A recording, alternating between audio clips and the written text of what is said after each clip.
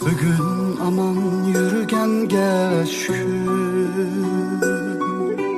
gün nurini gügenge şükür. Birovlarga muhtaç bolmasdan